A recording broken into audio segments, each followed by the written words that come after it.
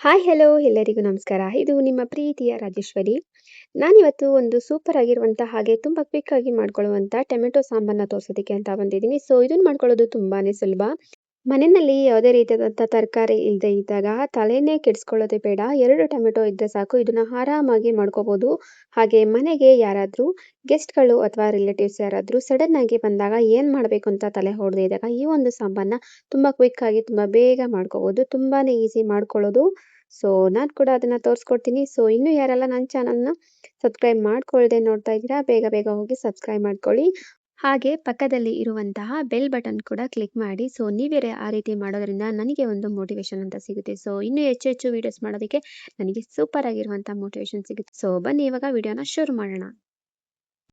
Stove on ಮಾಡಿ ಪಾತ್ರೆ ಇಟ್ಟು ಪಾತ್ರೆ ಸ್ವಲ್ಪ ಬಿಸಿ ಆದಮೇಲೆ ಇದಕ್ಕೆ 2ರಿಂದ 3 ಸ್ಪೂನ್ ಆಗುವಷ್ಟು ಎಣ್ಣೆನ ಹಾಕೊತಾ ಇದ್ದೀನಿ. ಎಣ್ಣೆ ಸ್ವಲ್ಪ ಬಿಸಿ ಆದಮೇಲೆ ಅದಕ್ಕೆ ಅರ್ಧ ಸ್ಪೂನ್ ಆಗುವಷ್ಟು ಸಾಸಿವೆ ಹಾಗೆ ಅರ್ಧ ಸ್ಪೂನ್ ಆಗುವಷ್ಟು ಜೀರಿಗೆ ಕೂಡ ಸೇರಿಸ್ಕೊಂಡಿದ್ದೀನಿ.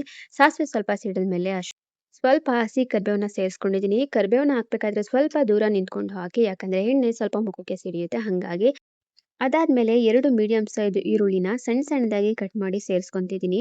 ಈರುಳ್ಳಿನ ಹಾಕಿದಷ್ಟು ಸಾಂಬಾರು ರುಚಿ ಜಾಸ್ತಿನೇ ಇರುತ್ತೆ. ಹಾಗಾಗಿ ನಾನು 2 ಮೀಡಿಯಂ ಸೈಜ್ ಈರುಳ್ಳಿನ ಸೇರಿಸ್ಕೊಂಡಿದ್ದೀನಿ. ಈರುಳ್ಳಿ ಸ್ವಲ್ಪ ಒಂಬಣ್ಣ ಬರೋವರೆಗೂ ಕೂಡ ಇದನ್ನ ಫ್ರೈ ಮಾಡ್ಕೋಬೇಕು. ಈರುಳ್ಳಿ ಸ್ವಲ್ಪ ಒಂಬಣ್ಣಕ್ಕೆ ಬಂದಾದ್ಮೇಲೆ ಒಂದು 3ರಿಂದ 4 ಟೊಮೆಟೊನ ಸಣ್ಣದಾಗಿ ಕಟ್ ಮಾಡಿ ಸೇರಿಸ್ಕೋಬೇಕು. ನಾನಿಲ್ಲಿ ಒಂದು 4 ಟೊಮೆಟೊನ ತಗೊಂಡಿದ್ದೀನಿ. ಇದನ್ನ ಸಣ್ಣದಾಗಿ ಹಚ್ಚಿ ಸೇರಿಸ್ಕೊಂಡಿದ್ದೀನಿ. ನೀವು ಸ್ವಲ್ಪ ಹಣ್ಣಾಗಿರುವಂಥ ಟೊಮೆಟೊನ ತಗೊಳ್ಳಿ. ನಮ್ಮ ಮನೆಯಲ್ಲಿ ಸ್ವಲ್ಪ ಕಾಯಿ ಥರ ಇತ್ತು, ಹಾಗಾಗಿ ನಾನು ಇದನ್ನ ತಗೊಂಡಿದ್ದೀನಿ. ಸೊ ಇದಕ್ಕೆ ಸ್ವಲ್ಪ ಉಪ್ಪನ್ನು ಕೂಡ ಸೇರಿಸ್ಕೊಂತಿದ್ದೀನಿ. ಉಪ್ಪನ್ನ ಸೇರಿಸ್ಕೊಳ್ಳೋದ್ರಿಂದ ಟೊಮೆಟೊ ಸ್ವಲ್ಪ ಬೇಗ ಮೆತ್ತಗಾಗುತ್ತೆ. ಹಾಗಾಗಿ ನಾನಿಲ್ಲಿ ಸ್ವಲ್ಪ ರುಚಿನ ಸೇರಿಸ್ಕೊಂತಿದ್ದೀನಿ. ಉಪ್ಪನ್ನ ನೋಡಿಕೊಂಡು ಹಾಕ್ಕೊಳ್ಳಿ, ಯಾಕಂದರೆ ಆಮೇಲೆ ಕೂಡ ಸಾಂಬಾರಿಗೆ ಹಾಕಬೇಕು ಅಲ್ವಾ, ಹಾಗಾಗಿ ಸ್ವಲ್ಪನೇ ಹಾಕ್ಕೊಂಡಿದ್ದೀನಿ.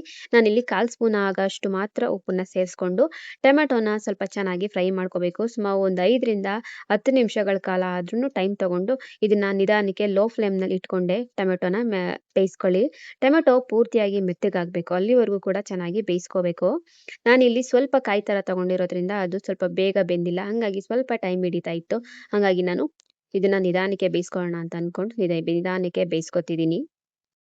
ಟೊಮೆಟೊ ಇವಾಗ ಪೂರ್ತಿಯಾಗಿ ಮೆತ್ತಗಾಗಿದೆ, ನೀವು ನೋಡ್ತಾ ಇರ್ಬೋದು. ಅಕಸ್ಮಾತ್ ತುಂಬ ಕಾಯಿ ಥರ ಇದ್ದಾಗ ಟೊಮೆಟೊ ಇದನ್ನ ಸ್ಮ್ಯಾಶ್ ಮಾಡ್ಕೊಂಡ್ಬಿಟ್ರೆ ತುಂಬಾನೇ ಆರಾಮಾಗಿ ಇರುತ್ತೆ. ಸೊ ಹಂಗಾಗಿ ನಾನಿಲ್ಲಿ ಸ್ಮ್ಯಾಶ್ ಎಲ್ಲ ಏನು ಮಾಡ್ಕೊಂಡಿಲ್ಲ. ಸೊ ಒಂದು 10 ನಿಮಿಷ ನಿಧಾನಕ್ಕೆ ಲೋ ಫ್ಲೇಮ್ ಇಟ್ಕೊಂಡೆ ಬೇಯಿಸ್ಕೊಂಡಿದ್ದೀನಿ. ಸೊ ಬೆಂದಿದೆ.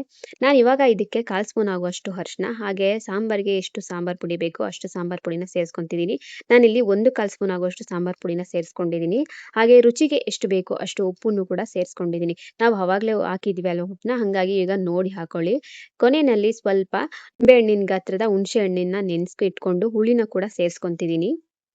ಎಲ್ಲ ಹಾಕಿದ್ಮೇಲೆ ಇದನ್ನ ಚೆನ್ನಾಗಿ ಮಿಕ್ಸ್ ಮಾಡಿಕೊಂಡು ಒಂದು 2 ಕುದಿ ಕುದಿಸ್ಕೊಂಡು ಆಮೇಲೆ ಇದಕ್ಕೆ ನೀರನ್ನ ಮಿಕ್ಸ್ ಮಾಡ್ಕೊಳ್ಳಿ. ಸೊ ಇದಕ್ಕೆ ಮೊದಲೇ ನೀರನ್ನ ಮಿಕ್ಸ್ ಮಾಡ್ಕೊಳ್ಳೋದ್ರಿಂದ ಖಾರ ಏನು ಹಾಕಿದೀವೋ ಅದು ನೀಟಾಗಿ ಬೆಂದಿರಲ್ಲ. ಹಾಗಾಗಿ ಒಂದು 2 ಕುದಿ ಬಂದಮೇಲೆ ನಿಮಗೆ ಯಾವ ಕನ್ಸಿಸ್ಟೆನ್ಸಿಗೆ ಬೇಕು ಆ ರೀತಿ ನೋಡಿಕೊಂಡು ನೀರನ್ನ ಸೇರಿಸ್ಕೊಳ್ಳಿ. ನನಗೆ ಸ್ವಲ್ಪ ತಿಳಿಯಾಗಿ ಬೇಕು, ಹಾಗಾಗಿ ನಾನಿಲ್ಲಿ ಸ್ವಲ್ಪ ಜಾಸ್ತಿನೇ ನೀರನ್ನ ಸೇರಿಸ್ಕೊಂಡಿದ್ದೀನಿ. ಹಾಗೆ ಸ್ವಲ್ಪ ಬೆಲ್ಲನೂ ಕೂಡ ಸೇರಿಸ್ಕೊತಿದ್ದೀನಿ. ಇದನ್ನ ಹಾಕೊಳ್ಳೋದ್ರಿಂದ ತುಂಬಾನೇ ರುಚಿಯಾಗಿರುತ್ತೆ. ಅದನ್ನ ಹಾಕಿ ಒಂದು ಪ್ಲೇಟ್‌ನ ಮುಚ್ಚಿ ಒಂದು 5 ನಿಮಿಷ ಚೆನ್ನಾಗಿ ಕುದಿಸ್ಕೊಂಡು ಒಂದು 3ರಿಂದ 4 ಕುದಿ ಬಂದರೆ ಸಾಕಾಗುತ್ತೆ.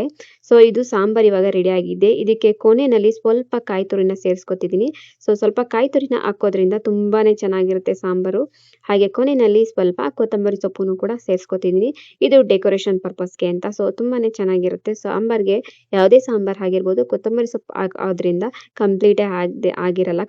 ಹಾಗಾಗಿ ನಾನಿಲ್ಲಿ ಕೊತ್ತಂಬರಿ ಸೊಪ್ಪನ್ನು ಕೂಡ ಸೇರಿಸ್ಕೊಂಡಿದ್ದೀನಿ.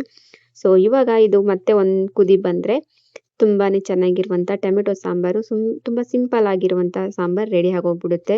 ಸೊ ಇದನ್ನ ಬಿಸಿ ಬಿಸಿ ಅನ್ನದ ಜೊತೆಗೆ ತಿಂತಾ ಇದ್ರೆ ತುಂಬಾನೇ ಚೆನ್ನಾಗಿರುತ್ತೆ. ಸೊ ಹೋಪ್ ನಿಮಗೆ ವಿಡಿಯೋ ಇಷ್ಟ ಆಗಿದೆ ಅಂತ ಅಂದ್ಕೊಂಡಿದ್ದೀನಿ. ಇಷ್ಟ ಆಗಿದ್ರೆ ಪ್ಲೀಸ್ ಲೈಕ್, ಶೇರ್, ಕಮೆಂಟ್ನ ಮಾಡಿ. ವಿಡಿಯೋನ ಪೂರ್ತಿಯಾಗಿ ನೋಡಿದ್ದೀರಾ ಅಂತ ಭಾವಿಸ್ತಾ ನೆಕ್ಸ್ಟ್ ವಿಡಿಯೋದಲ್ಲಿ ಸಿಗೋವರೆಗೂ ಬಾಯ್ ಬಾಯ್.